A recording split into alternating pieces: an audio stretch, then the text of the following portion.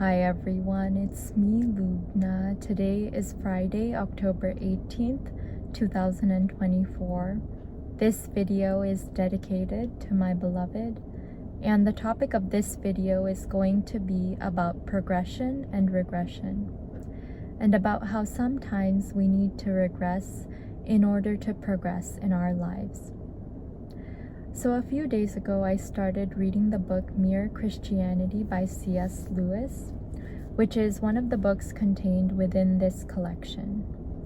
And as I was reading Mere Christianity, I came across a passage in which C.S. Lewis presents an analogy of what it means to make progress in one's life, and especially in one's spiritual life. And he also applies this to the progress of society as a whole. And I wanted to share some lines from that passage with you today. And it comes from the 5th chapter from the first book within Mere Christianity. So I'm going to read the bottom paragraph on that page right there. Here it goes. We all want progress, but progress means getting nearer to the place where you want to be. And if you have taken a wrong turning, then to go forward does not get you any nearer. If you are on the wrong road, progress means doing an about turn and walking back to the right road. And in that case, the man who turns back soonest is the most progressive man. We have all seen this when doing arithmetic. When I have started a sum the wrong way, the sooner I admit this and go back and start again, the faster I shall get on. There is nothing progressive about being pig-headed and refusing to admit a mistake. And I think if you look at the present state of the world, it is pretty plain that humanity has been making some big mistake. We are on the wrong road, and if that is so, we must go back. Going back is the quickest way on. So those are the lines that I wanted to share with you today from this book. And when I read those lines, I thought about how we can apply what those lines teach us to our own personal lives. Often when we are on a path toward a certain goal, we find that perhaps that path is not for us, and maybe we've already gone very far down that path. And I can relate to this myself, as I was 3 years into medical school, and after 3 years I realized that perhaps I wasn't ready to go into residency and to actually become a doctor. And so having to withdraw from medical school was like taking a step backwards for me. And I still very much would like to be a psychiatrist, which is a specialty within medicine. But I realized that after 3 years of medical school, there were many things that I didn't learn well the first time around because I was a little too young, I think. I think I've matured quite a lot between the ages of 21 and 28.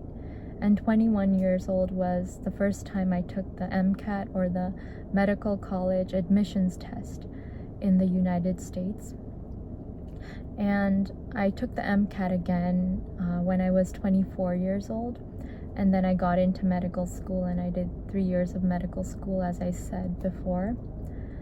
But I feel that I'm much more mature now, and as a result of my maturity, I'm able to see that there were certain parts of my knowledge background in the prerequisites for medical school that I didn't master completely.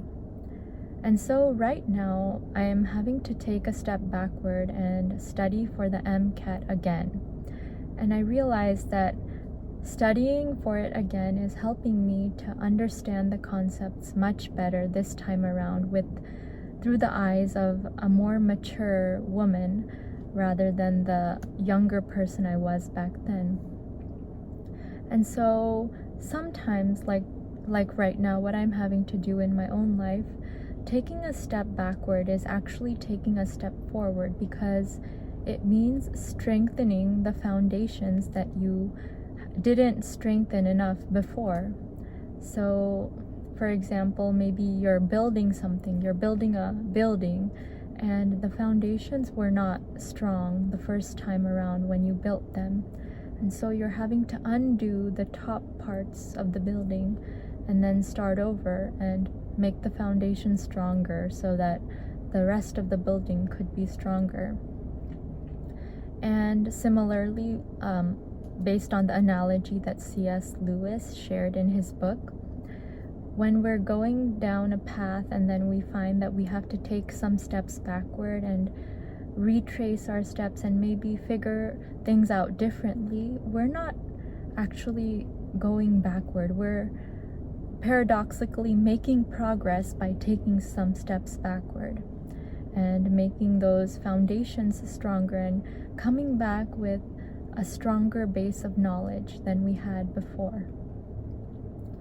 So I wanted to share this in case you, like me, are going through a phase in your life where you find yourself having to take some steps backward and reassess and reevaluate some aspects of your life. Even though it might seem like you're going backward or regressing in certain ways, you're actually progressing. And we're all getting older, and as we get older, we accumulate more life experiences, and as a result of that, we accumulate more wisdom. So when we do things, or we find ourselves having to learn things that we had learned previously earlier on in our lives, but we come to it at an older age, we are able to see things much better and understand things much better. And I find that that is how I feel now, having to study for the MCAT again, and hopefully when I go to medical school again, I will be much smarter and much wiser the second time around than I was the first time around.